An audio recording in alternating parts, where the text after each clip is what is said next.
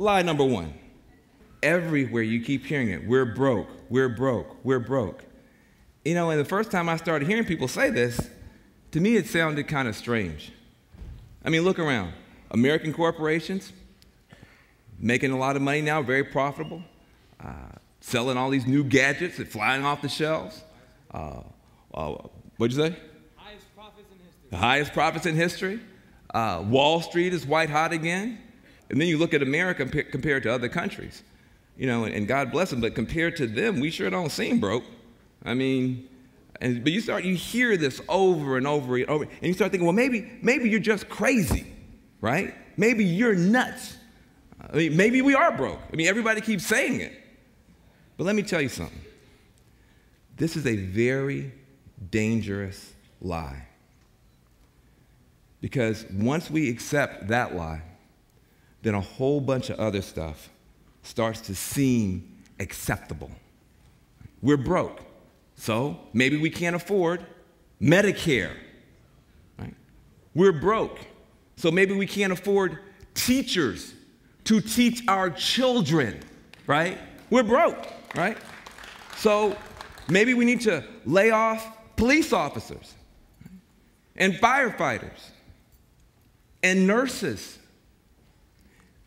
and take away heating assistance in the winter. Maybe we should just not fix our roads. We're broke. Maybe we should just let the bridges fall down. Maybe we can't afford health care for sick folks, health care for the disabled, because after all, we're broke, right?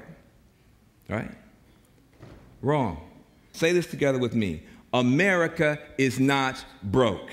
America is not broke. One more time. America is not broke, okay? Newsflash, we are still the richest country in the world. Newsflash, we are still the richest country in the history of the world. Our workers are some of the most productive in the world. Our corporations are some of the most profitable in the world, okay? Now, everybody keeps saying, well, but what about China? What about China? What about... Hold on a second. Our economy is almost as big as two Chinas. Two Chinas. Our broke country, our economy is almost as big as all of Europe combined. You know, these little tiny countries like Germany, right? Our economy is almost as big as all those economies combined. So let me ask you a question. If we're still the richest country in the world, why are so many Americans suffering right now? Why are so many Americans losing their jobs? Losing their homes? I'll tell you why. It's because somebody has told us the most dangerous lie you can tell any country going through a crisis like this. You see, telling people, right, repeating this falsehood that America is broke is like telling people in a burning building that all the exits are locked when they're not. When they're not. See? Just repeating the statement over and over makes people feel helpless. It freezes people in place. It keeps people in harm's way when there is a way out. And there is a way out. We do not have to keep suffering like this, America, because we are not broke. We were robbed. We were robbed. And somebody has our money. Somebody has our money. Let's be clear about it. There's a difference. There's a difference.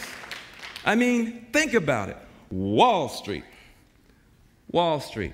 who just got $144 billion in compensation this year. That's not a typo.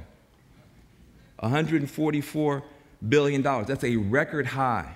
The same Wall Street that crashed the economy, record high compensation this year. Let me give you another puzzle piece. We fought 2 wars in the past decade on a credit card. on a credit card. We didn't find a way to pay for it. So that means that we will have spent $1.3 trillion on these wars in Iraq and Afghanistan, okay? Now, that's another piece of the puzzle. Now, here's another piece. These Bush tax cuts, remember Bush? Right. Well, you're booing. But the people that got those tax cuts at the top, that's a big chunk of money. Just extending those Bush tax cuts for the wealthy is handing the people at the top $42 billion every fiscal year, right? And if that's not bad enough, they also have offshore tax havens where even more money can go. And then just to round it all off, our corporations have been spending about 10% less in taxes, giving America's government 10% less in taxes than they used to. And in fact, many of those companies, and not just GE, paid zero, zip, zilch, nada, nunca, anything else? Nine, Nathan, nothing in taxes. Nothing in taxes. So let me get this straight. In other words, if we were to tax Wall Street fairly, wind down these wars responsibly, roll back the Bush tax cuts, and close some corporate loopholes,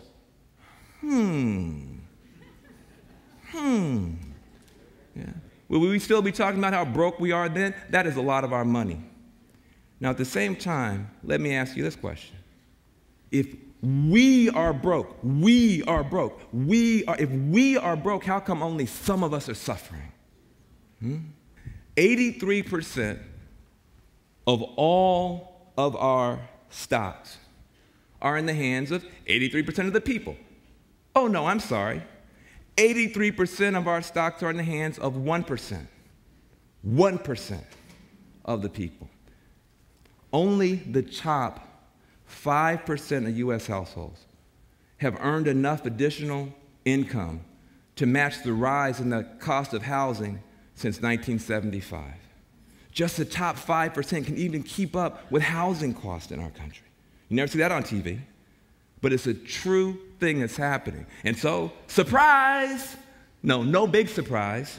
As a result of all these numbers, 21% of America's children are now living in poverty. 1 in 5 American kids. That's the highest rate in 20 years. Something is wrong. Something is wrong in our country. But here's the truth. It's not America that's broke. It's not America that's broken. There is something that's broken. It's called the social contract. The social contract that used to exist between corporate America. There was a social contract between corporate America and the rest of America. That's what's broken. In other words, those Americans, our sisters and brothers, who have now fallen out of the middle class, down into foreclosure, down into joblessness. They didn't just trip and fall, they were pushed. Yeah, I said it. They were pushed. They were pushed by high-priced lobbyists who rigged the game against them, against all of us, really. They have put the integrity, these high-priced lobbyists, they've put the integrity of the entire U.S. economy at risk because they broke the deal that made America work.